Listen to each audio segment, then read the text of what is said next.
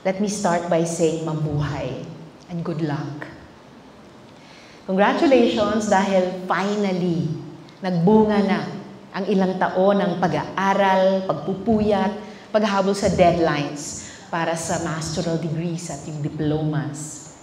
Good luck naman dahil as someone like you who has spent years in the trenches of labor advocacy, alam kong hindi pa rin po madali ang inyong piniling karera.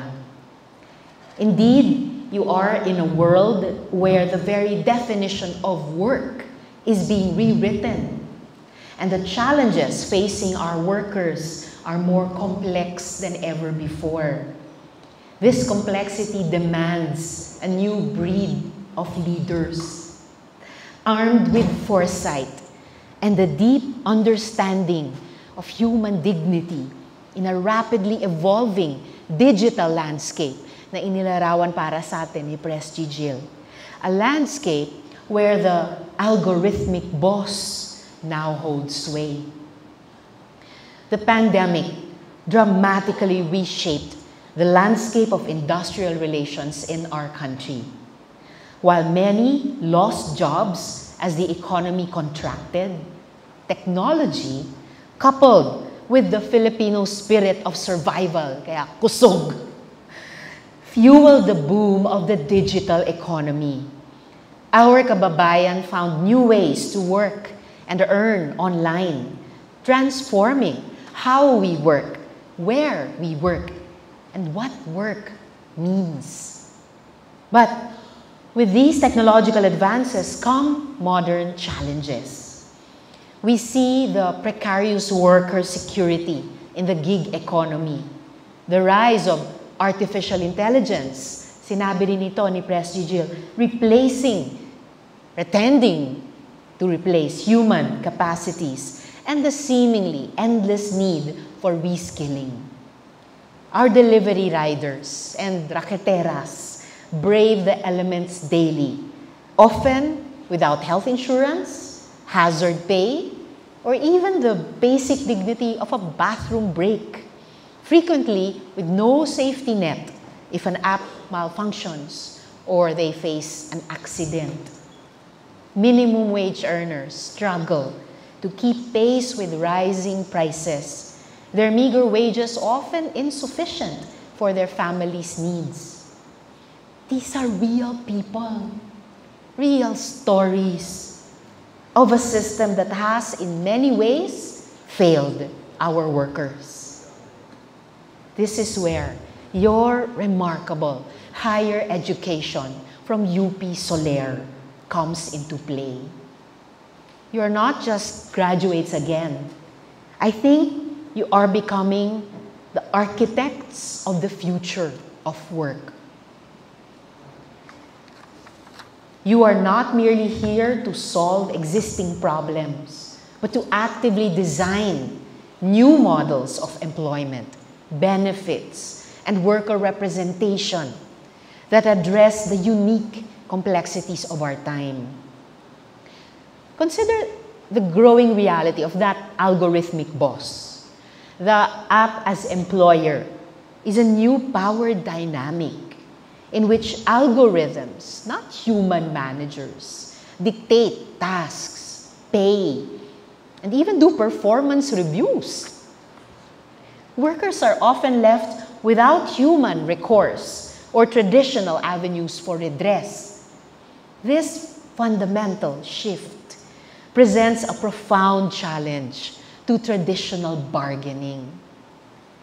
If the employer is an algorithm or a disembodied platform, how do workers engage in collective bargaining? This is a critical question that industrial relations professionals like you must answer. Tinanong din ni Presti Jill, paano mag-union sa gig economy?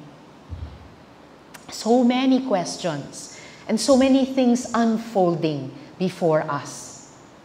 My own legislative agenda will have to evolve, and I hope to rely on professionals like you and on schools like UP Soler to be a step ahead in making sense of this new world of work. We are in uncharted waters, where the lines between employees and entrepreneurs blur, and the global nature of digital work introduces complex jurisdictional challenges for labor laws and protections. It is your generation and the generations who are coming after you, equipped with the knowledge and foresight from UP Soler, who will chart this course. That is why your role also extends beyond mere conflict resolution. UP Soler has trained you for proactive collaboration.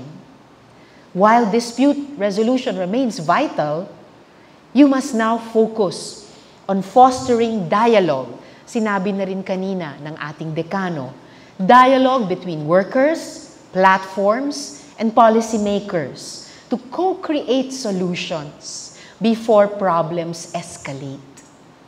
You will build crucial bridges to connect technology developers, policymakers, traditional and novel labor organizations. Yung mga nasa BPOs, paano organisahin? Nanguna na yung labor movement, solusyonan yung problema na paano organisahin ang mga domestic workers. Nanguna na sila. And of course, the new digital workforce. Your capacity to understand diverse perspectives and facilitate consensus will help shape a humane and equitable digital future. Nitong June 30, nagbukas ang 20th Congress at nag-file ako ng top 10 priority bills. 6 sa 10 pinakamahalagang panukalang batas na ito ay may kinalaban sa labor rights and welfare, including responding to the challenges faced by workers in this modern era. Every time I filed a bill in the Senate, be it the 200 peso minimum wage increase, protection for our delivery riders and raqueteras, or the anti-endo bill, I thought about graduates and professionals like you. Because laws are just words on paper until people like you breathe life into them. Until you keep going out there and making sure these protections actually reach the workers who need them the most. Tomorrow, one of you might be the labor relations officer who changes the reality for that delivery rider working without health insurance. You'll be the one sitting across from employers demanding fair wages. You'll be the ones designing benefit systems that actually protect workers. You'll be the ones ensuring that any growth in technology or economy must serve workers and not just the other way around. But the road ahead still won't be easy. May mga pagkakataong kailangang humarap at bumangga sa maimpluwensya at makapangyarihan. There will also be moments, again, when you'll feel overwhelmed by how complex modern labor relations are. There will be days when you might question, again, kaya ko ba talaga ito? Sa mga panahong iyan na darating, palagi po ninyong patuloy na tandaan na sa gitna ng pinakamahalagang yugto sa ating kasaysayan, kina Isabelo de los Reyes na binanggit ni Presti Jill, at ng marami pang ibang mga kababayan nating nauna pa sa atin at lumaban pa bago sa atin. Na may isang tao, isang grupo, isang institusyon na nanindigan para sa ikabubuti ng karamihan. Standing by and for the workers empowers them to also keep fighting for themselves. Ang sabi nga, with great power comes great responsibility. So alam ko na anong pelikula ang pinanood nating lahat. And I say, with great education higher education comes even greater opportunity. Use your continuing education as an opportunity to transform lives. Opo baby, patapos na po. To build a fairer economy, to ensure that every Filipino worker has a voice in their own future. And that is the essence of democratizing labor governance. That we make sure that the dignity of work and the voices of workers remain central to national government.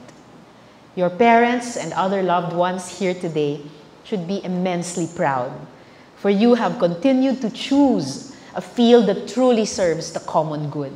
And certainly, your mentors at UP Soler have equipped you with knowledge and tools to continue excelling in this field, preparing you further to be the architects of the future of work. The future of work of our country is in your capable hands. May we always choose to respect and prioritize the dignity of the workers. This is the promise you carry, the promise that resonates from your next beginning today, through your journey as the architects of the future of work, and into a future where the dignity of every Filipino worker, every Filipino labor organization or center, the whole Filipino labor movement is upheld. Marami pong salamat at muli, mabuhay po kayong lahat.